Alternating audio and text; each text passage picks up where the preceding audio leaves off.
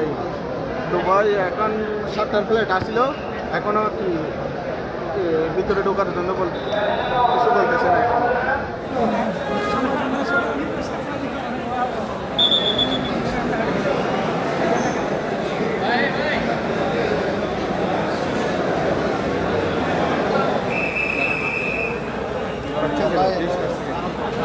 Flight হচ্ছে আমার দুবাইতে যাবো আপনার 7টা 5-এ হচ্ছে আমার ফ্লাইট আসবে।